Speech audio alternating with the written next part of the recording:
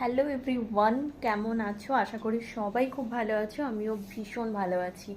আজ হচ্ছে কী বার? শুক্রবার।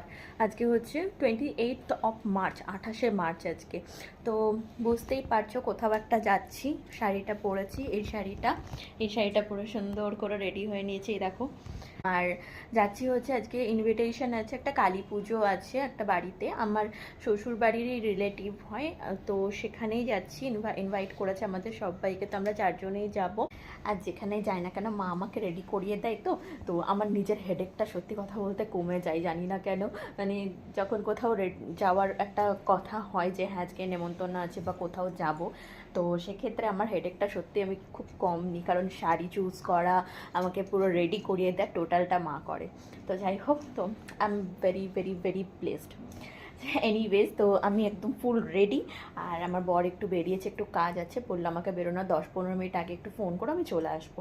তো আমি এই প্রথমবার যাচ্ছি। বিয়ের আগে যখন ওর সাথে কথা বলতাম, ও বলতো এরকম হচ্ছে এক জায়গায় একটা বাড়িতে কালী পুজো হয়, তো খুব সুন্দর হয় কালী পুজোটা, আর ভীষণ জাগ্রত মা নাকি। তো চলো, মাকেও দর্শন করাবো, আমি নিজেও দর্শন করব। আর ভিডিওটা তোমরা দেখতে থাকো স্কিপ না করে। হচ্ছে আমার টোটাল আউটফিট দেখতেই পাচ্ছ, এই শাড়িটাই পরেছি, বেশ নরম আছে শাড়িটার, পরেও ভীষণ কমফর্ট ফিল করছি আমি। তো যাই হোক, আর ঘরে কার কার এসি চালানো তোমরা শুরু করেছো? আমরা অনেক দিন আগে থেকে এসি চালানো শুরু করে দিয়েছি, কারণ গরমে আর সহ্য করা যাচ্ছে না, এতটা প্রচণ্ড পরিমাণে গরম লাগছে। চলে এসেছি পুজো বাড়িতে, মায়ের দর্শন করব। আর চলো ভেতরে ঢোকা যাক।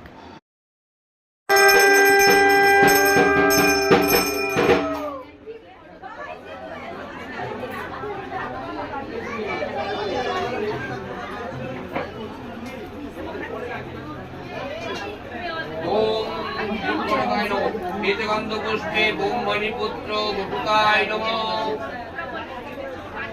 হেতগন্ধ পুষ্পে মাহেশ্বরী পুত্র বটুকায় নমঃ। হেতগন্ধ পুষ্পে বৈষ্ণবী পুত্র বটুকায় নমঃ।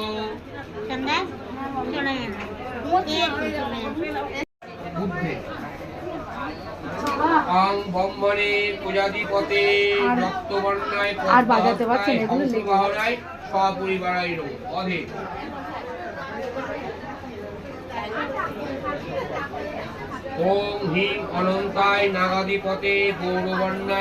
দেখতে পারলেই যে মায়ের কি অসাধারণ রূপ, এত সুন্দর লাগছে, মাকে এত সুন্দরভাবে সাজিয়েছে। যাই হোক, আমরা মাকে দর্শন করে একটু পুজো টুজো দেখে চলে আসলাম খাবার টেবিলে, খেতে বসে পড়েছি, কারণ খাওয়া দাওয়াটাও করতে হবে পুজো দেখার সাথে সাথে। এক টেবিলেই চারজনে বসে পড়েছি, মা বাবা সামনে, আর আমি আর আমার বর এদিকে বসেছি। আরও অনেকে এসছে, রিলেটিভস যে বললাম, তো সেই জন্য অনেকেই এসছে রিলেটিভদের মধ্যে ইনভিটেশন খেতে।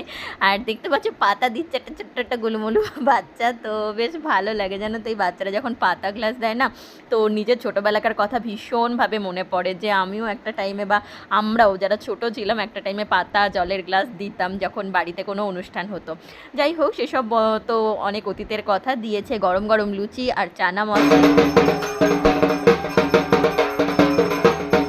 খাওয়া দাওয়ার পর্ব মিটে গেল, ঢাকি ফটো একটু ভাবছি একটু তুলেই নিই, তো যাই হোক তুলেই নিলাম। পুজোর সময় ভোগ আরতি হয় না, তো সেই ভোগ আরতিই চলছে।